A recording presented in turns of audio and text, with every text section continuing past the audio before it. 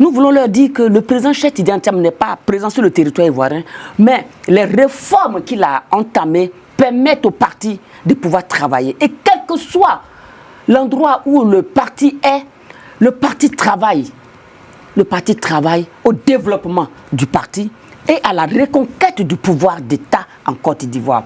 Alors je voulais leur dire qu'ils peuvent faire confiance au PDCI-RDA, faire confiance également à tous ces cadres, ces hauts cadres du PDCI-RDA. Et cela est très important. Tout en place, nous par exemple à Yopougon, il y a 2 vice-présidents qui sont sur place. Il y a mon fils Diaoufoué qui est vice-président également, il y a moi aussi, il y a des membres du bureau politique et il y a des personnes, des cadres au niveau du parti pour faire fonctionner le parti. Voilà. Il y a des militants de base et donc je voudrais leur dire d'être sereins. Salut à toutes et à tous, soyez la bienvenue sur la chaîne. En Côte d'Ivoire, le débat autour de la situation interne du PDCI-RDA continue d'alimenter les discussions dans l'espace politique. Alors que certaines voix évoquent des tensions et des désaccords au sein du parti, d'autres responsables appellent à relativiser ces analyses et à privilégier la cohésion. C'est dans ce contexte que s'est exprimé Euphrasie Nguessan. Face aux interrogations sur une éventuelle crise interne, elle a tenu à clarifier la position du parti, affirmant qu'il n'existe pas de crise structurelle au sein du PDCI-RDA. Une déclaration qui vise à apaiser les inquiétudes et à recentrer le débat sur l'unité et la discipline organisationnelle. Mais cette prise de parole intervient dans un climat politique déjà sensible, où chaque déclaration est scrutée à la loupe et interprétée comme un signal sur l'état réel du parti. Le président Cheikh Tidiane Thiam a lancé un message fort, un message d'apaisement, un message de cohésion. Nous savons tous ce qui s'est passé lors des préparations des élections présidentielles dernières, où certains candidats de l'opposition étaient exclus du jeu démocratique. Et cela a causé beaucoup de frustration, d'où certaines personnes ont été même emprisonnées. Vous voyez, il y a eu des personnes qui sont même décédées et tout ça. Bon, bref, mais ça contribue à crisper, a provoqué une crispation de la vie politique en Côte d'Ivoire. Et aujourd'hui, je viens surtout pour dire qu'avec cette tournée de remobilisation, de resensibilisation des militants du PDCI-RDA, à travers toute la Côte d'Ivoire d'ailleurs, parce que nous avons commencé le lancement à Cocody, à Abidjan, dans la capitale.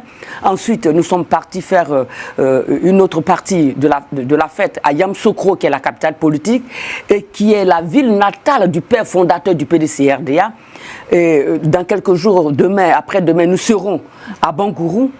Alors, c'est une manière de remobiliser les militants, de leur dire que le PDCI-RDA vit.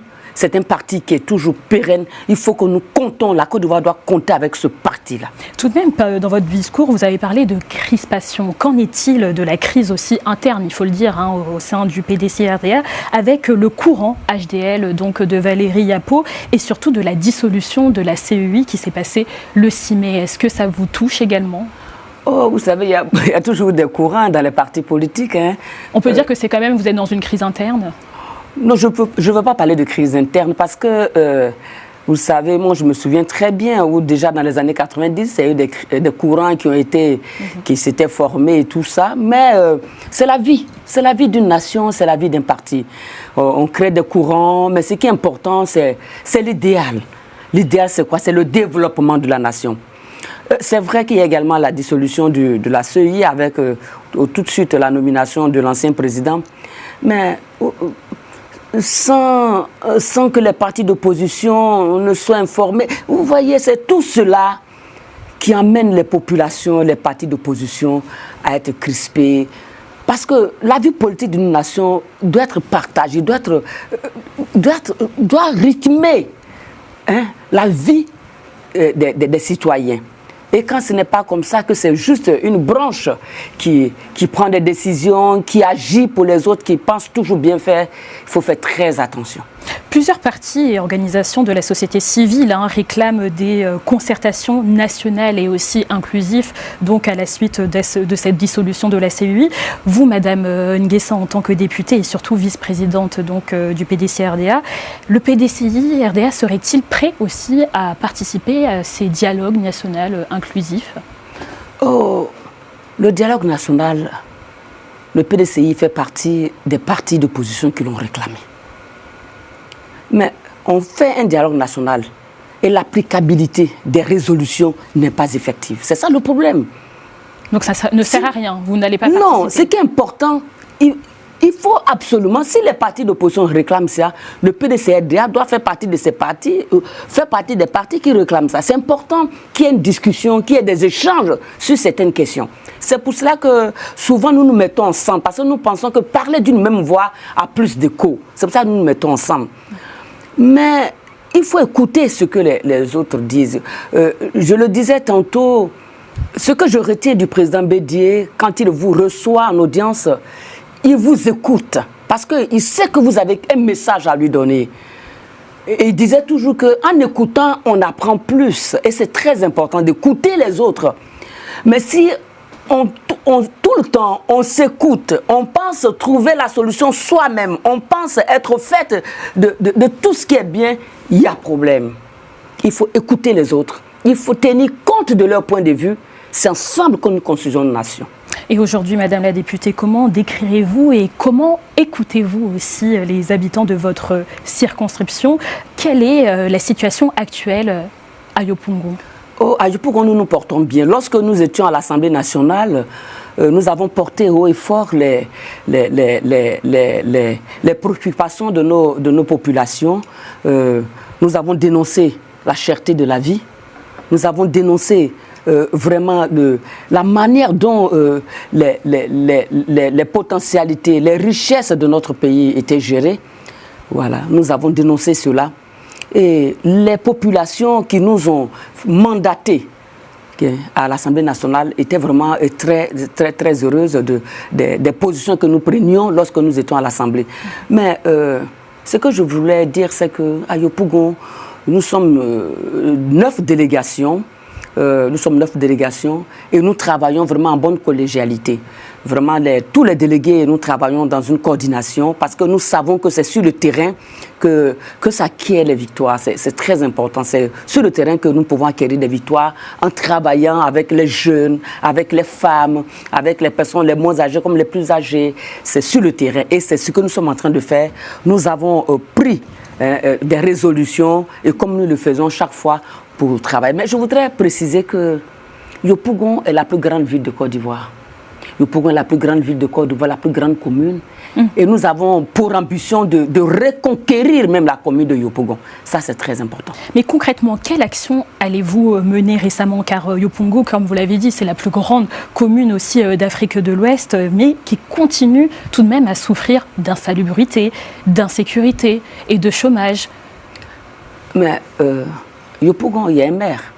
Il y a un maire qui fait partie du parti au pouvoir. C'est pour cela que nous sommes en train de nous battre pour pouvoir prendre cette commune de Yopougon pour que les populations puissent enfin vivre dans la quiétude, vivre ensemble. Parce qu'à Yopougon, vous savez, lorsque en 2010, il y a eu la guerre en Côte d'Ivoire, la guerre s'est terminée à Yopougon.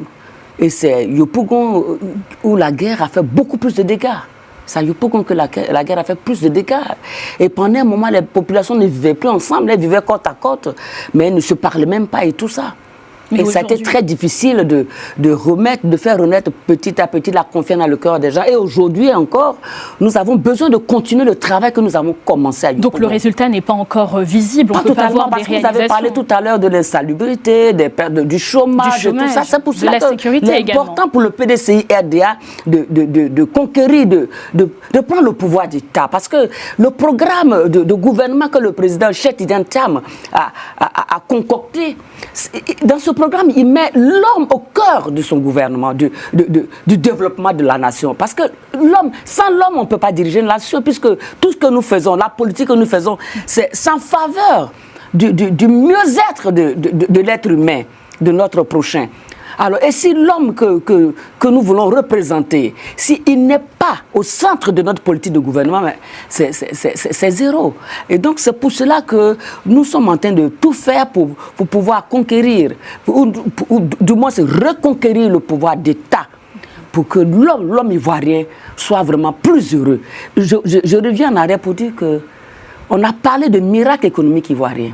À l'époque, c'était le président Houphouët-Boigny qui dirigeait la Côte d'Ivoire, avec le président Henri Konan Bédié qui était ministre de l'économie et des finances dans les années 80. Vous voyez, et donc cela est encore possible parce que le PDCI-RDA est un parti de paix, de dialogue et de solidarité.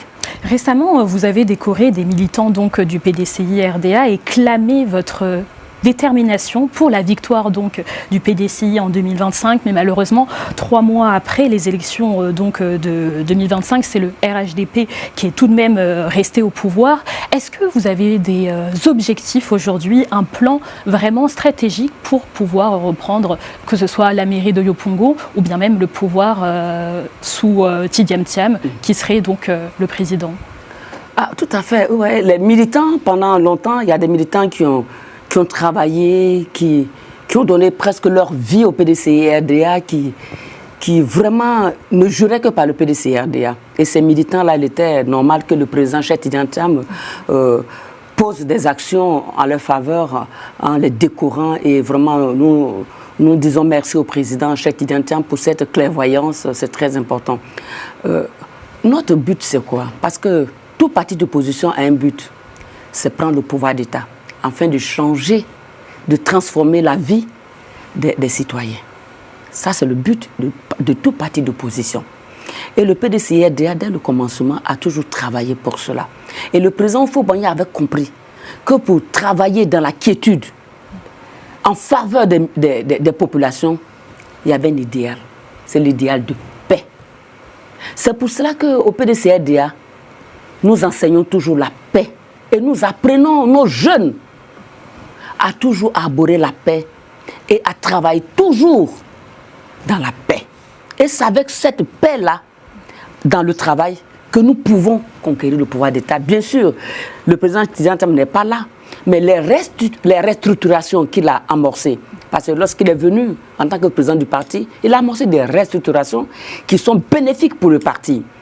Il a mis en place les hautes représentations, il a remobilisé les militants dans leur base, les présidents de comité de base ont été remobilisés à nouveau. Et vous voyez donc, il n'est pas en place sur place, mais le parti en marche.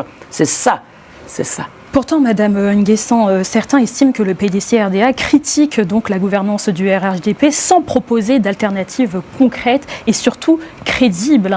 Pour reprendre le pouvoir, Valérie Apo accuse même Tidjam Thiam, je cite, de mettre la vie des jeunes en danger. Ce qui est intéressant parce que vous, justement, vous prônez la jeunesse donc dans votre engagement. Que répondez-vous à ceux qui estiment que concrètement, le PDCI-RDA n'a pas de projet concret, de plan concret pour reprendre le pouvoir? Ah, mais si, le PDCI a un plan. Lorsque le président Tidjam Thiam est venu au départ, comme je l'ai dit tout à l'heure, il y a eu une vague de restructuration, nous avons travaillé. Et là, d'ailleurs, pour marquer l'empreinte des 80 années, nous sommes en train de faire des restructurations au niveau du parti. Les tests sont en train d'être revus et tout cela. Donc, on a travaillé dans ce sens-là. Le président Tidjam Thiam a un programme de gouvernement. C'est parce qu'il a été exclu du jeu démocratique. C'est pour cela que ce programme n'a pas été, disons, divulgué publiquement. Il y a un programme de gouvernement qui font partie des chantiers de l'éléphant d'Afrique, comme vous le savez. Vous voyez, ce qui s'est passé, ce qui se passe aujourd'hui en Côte d'Ivoire, même les quelques travaux que le RDF est en train de faire, ces travaux-là font partie un peu des chantiers de l'éléphant d'Afrique, le programme de gouvernement du président Henri Konan Bédié, dont le président Cheikh Tidjam Thiam fait partie de ceux qui ont initié ça.